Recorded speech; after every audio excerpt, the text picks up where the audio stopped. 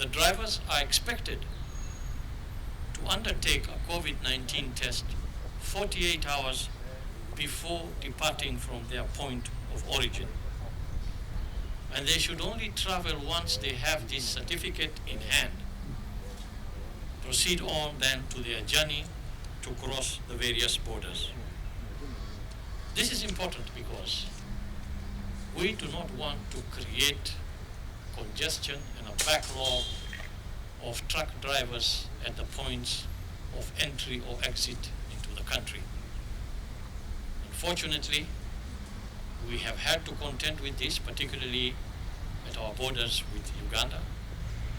But in order to be able to streamline the movement of these trucks, it's important that this protocol is enforced and observed by truck drivers, by those logistic companies that are moving goods across. Please ensure that your drivers do not depart on their journey within the region before they have obtained a COVID-19 free certificate from their point of origin. Most of these trucks that are carrying cargo for the region originate from the gateway of Mombasa port. And we have testing facilities within Mombasa, in Miritini, at the Coast General Hospital, and other facilities therein which have been described within the protocol. Truck drivers should appear at those facilities 48 hours before their journey, have their samples taken, they will be tested, hopefully within 24 hours those test results will be returned and a certificate, COVID-free 19 certificate issued, after which the driver then embarks on his journey, because that way that driver will be able to move very quickly across the border without any interruptions.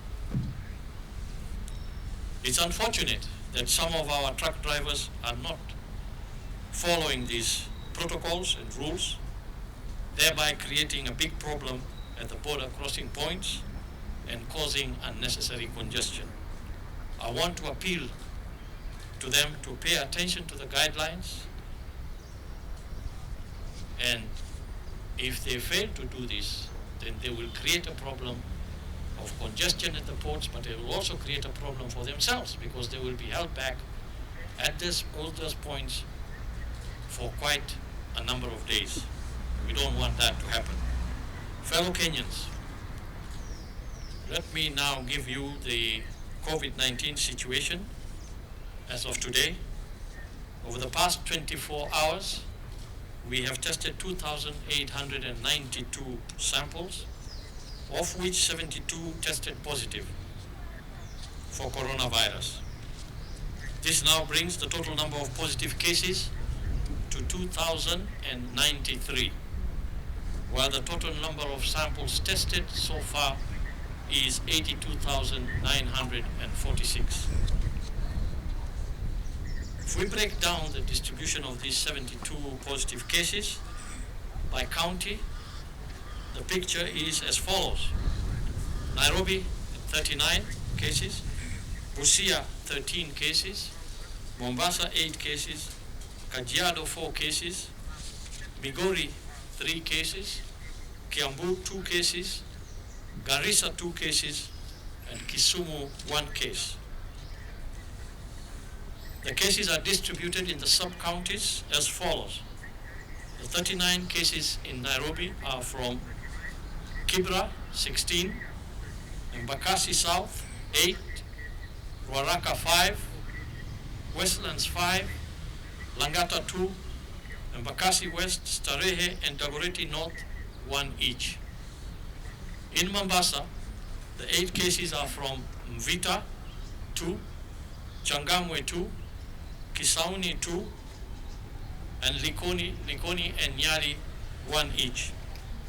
The 4 cases in Kajiado are from Namanga Border Point, 3, and Kitengela, 1.